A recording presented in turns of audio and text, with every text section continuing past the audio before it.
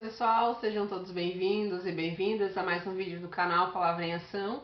E hoje nós estamos aqui para falar de um livro maravilhoso que se chama Os Mensageiros, importantíssimo no meio espírita, e há uma pergunta que nos questionamos, e tenho certeza que também vocês questionam, ou já se fez essa pergunta, ou se não fez, eu vou responder aqui.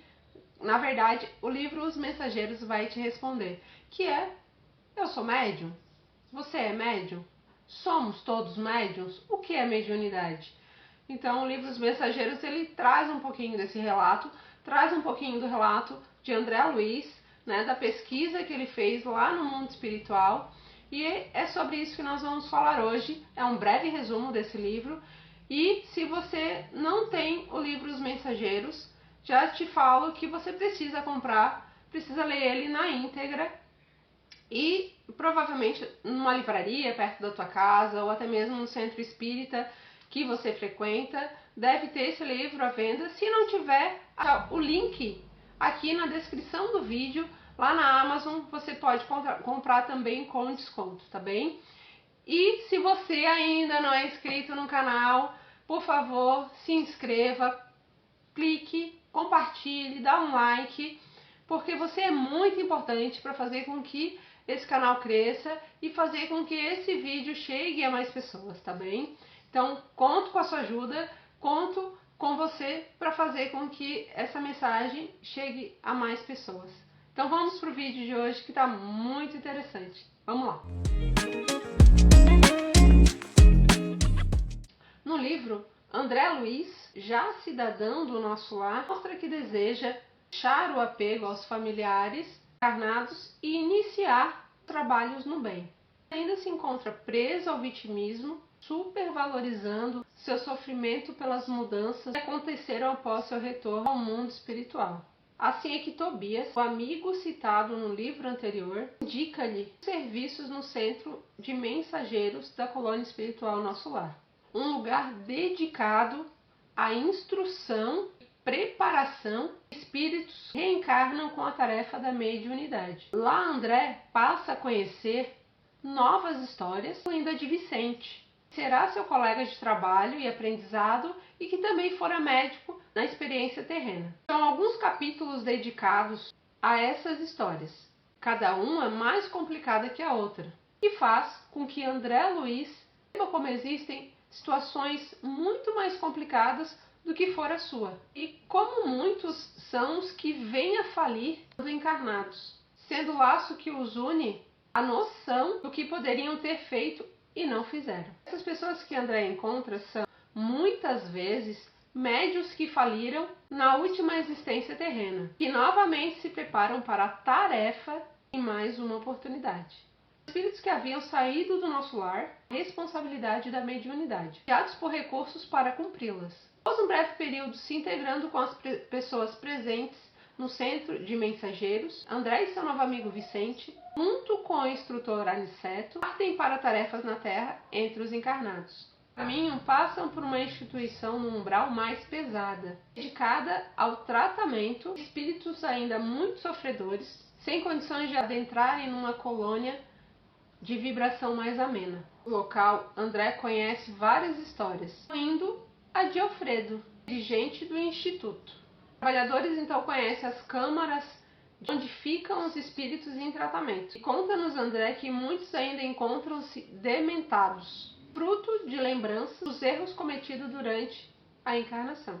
Passando o tempo para refazimento, prosseguem os trabalhadores para a Terra, se estabelecer na casa de uma trabalhadora encarnada. Tem o hábito do Evangelho no lar. Aqui, André Luiz nos conta a importância do Evangelho no lar. Então, se você não tem o hábito de fazer o Evangelho no lar, deveria, porque é importantíssimo, e aqui André Luiz fala da importância do Evangelho no lar uma vez na semana, fazer o Evangelho no lar, sempre naquele horário que você estipulou.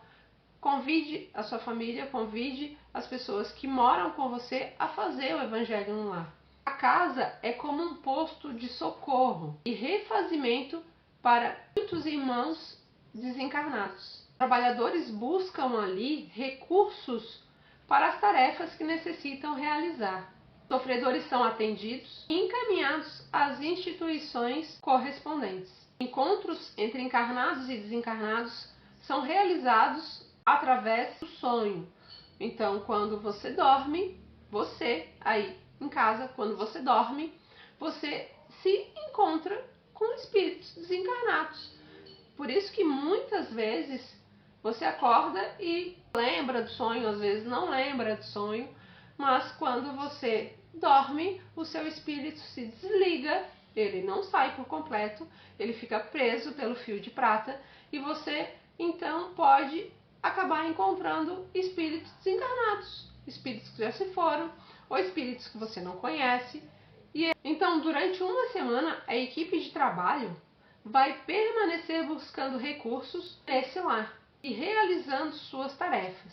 Entre elas a de uma moça que desencarna e permanece presa no corpo, por medo da morte e de ilusões privadas durante a sua encarnação, como seria o mundo extrafísico. Também é narrado o processo de desencarne de um homem, esperado por entidades sofredoras após o desencarne. Supunham conseguir dominá-lo então.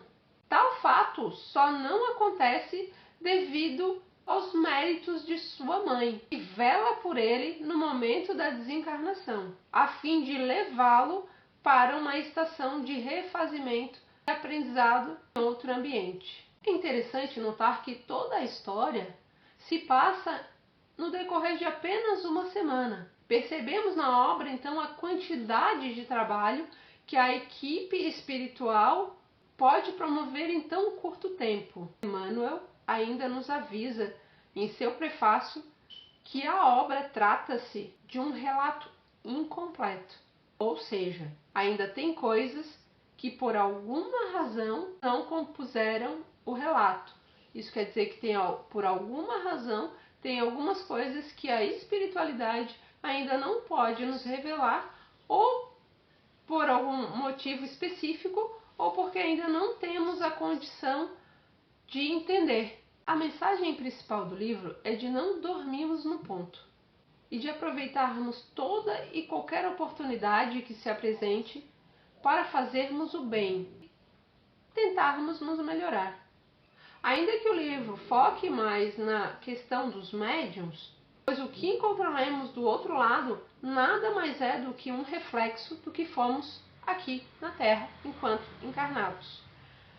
Então, o livro realmente ele fala que somos todos médiuns, porém, alguns vêm com essa tarefa específica da mediunidade. Somos todos médios, porém, alguns com uma mediunidade mais latente. Temos a influência dos espíritos, somos intuídos pelos espíritos muitas vezes, tanto para o bem quanto para o mal. Cabe a nós, cabe o nosso livre-arbítrio de sabermos o que é bom e o que não é. Separar o joio do trigo, separar as mensagens que nos vêm e fazer com que elas nos ajudem, nos auxiliem para melhorar a nossa caminhada aqui, para fazer com que a nossa caminhada aqui seja a melhor possível. Então, pessoal, espero que tenham gostado do vídeo e, por gentileza, por favor, se inscreva no canal, ative o sininho para que você seja avisado que tem novos vídeos, curte e compartilha, faça com que essa mensagem chegue até outras pessoas e promova o espiritismo. Beijo, fiquem com Deus e até a próxima.